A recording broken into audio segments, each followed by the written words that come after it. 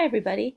This is Ms. Brody, and I'm going to be reading to you the story called The Lion, the Witch, and the Wardrobe in our fantasy unit.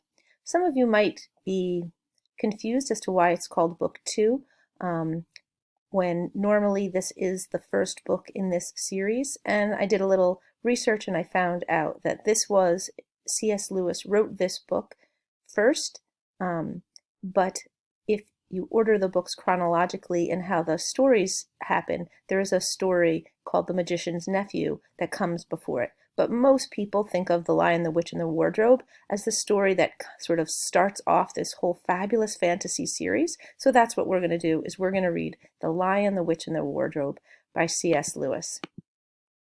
Here's a map of Narnia,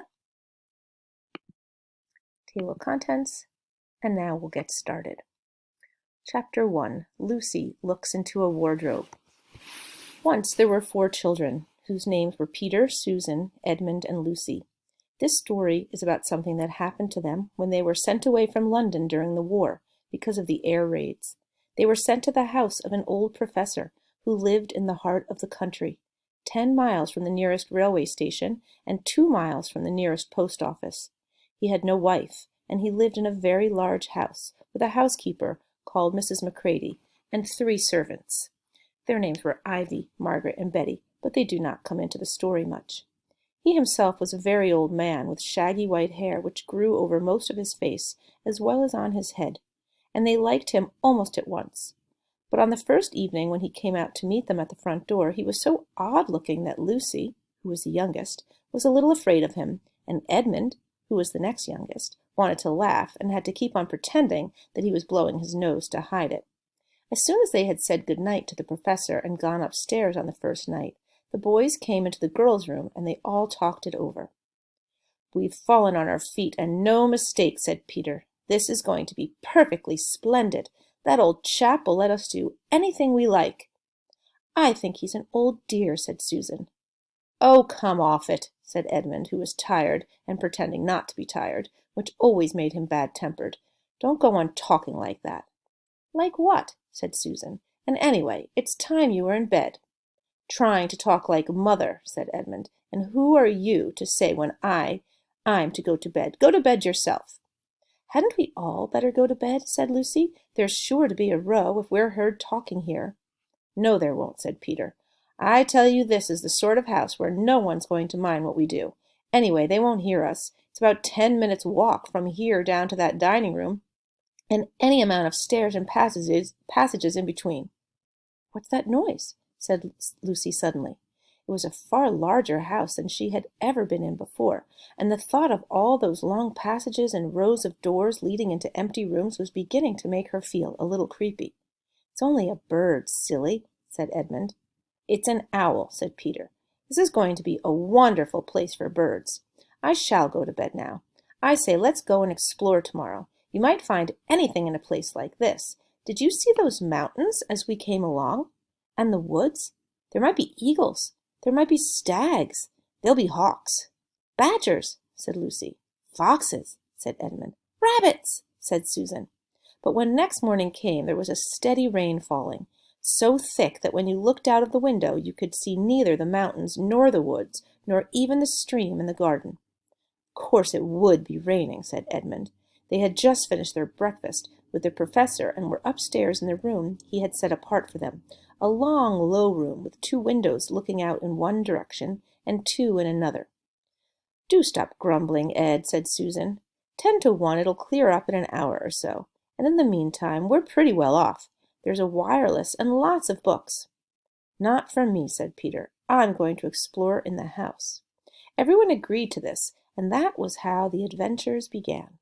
It was a sort of house that you never seemed to come to the end of, and it was full of unexpected places.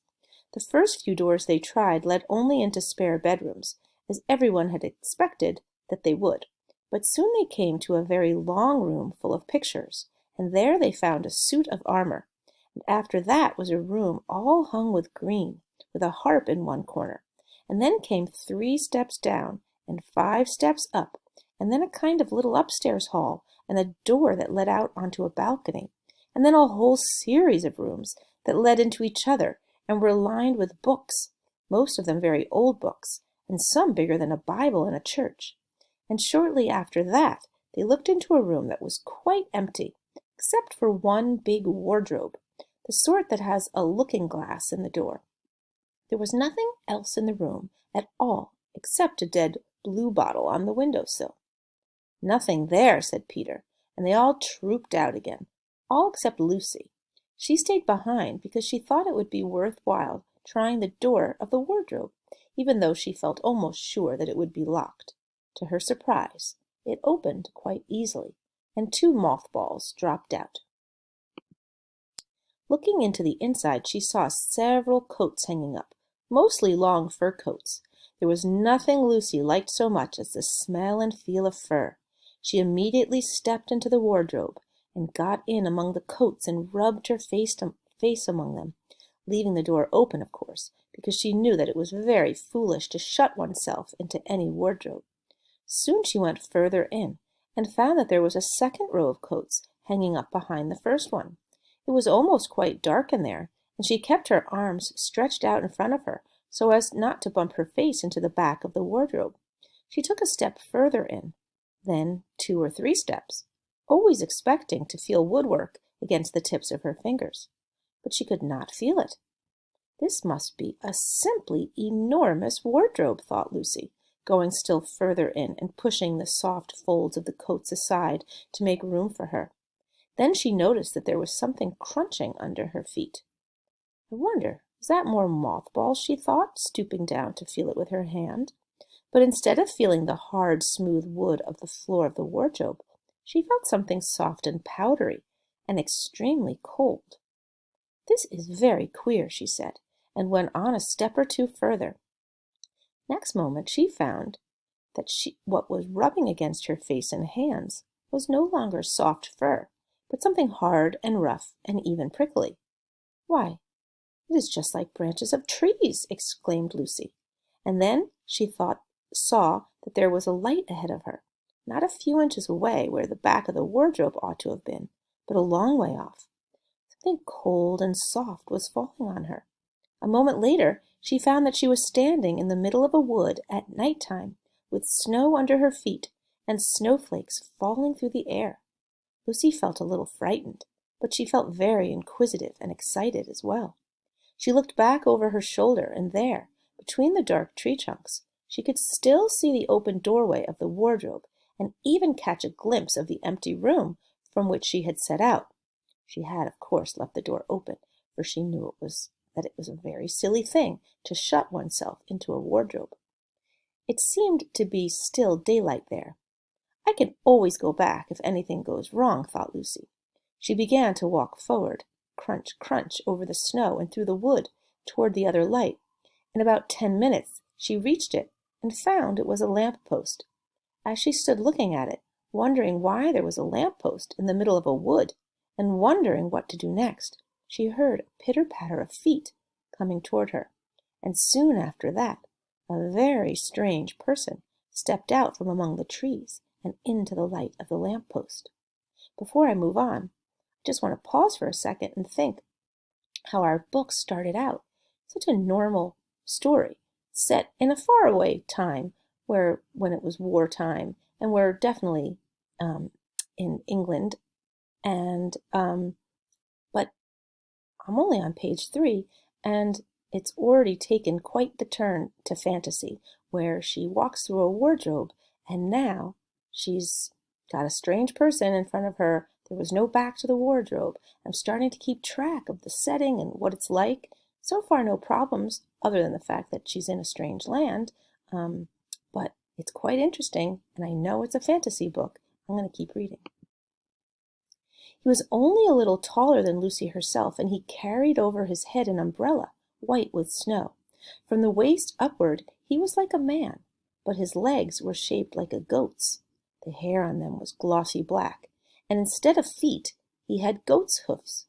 He also had a tail, but Lucy did not notice this at first, because it was neatly caught up over the arm that held the umbrella, so as to keep it from trailing in the snow.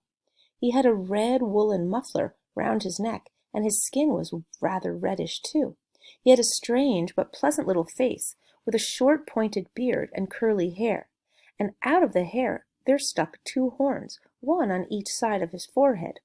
One of his hands, as I have said, held the umbrella. In the other arm he carried several brown paper parcels. What with the parcels and the snow, it looked just as if he'd been doing his Christmas shopping. He was a fawn, and when he saw Lucy, he gave such a start of surprise that he dropped all his parcels. "Goodness gracious me!" exclaimed the fawn. I believe that is the end of chapter 1. So again, I'm just going to pause here and think.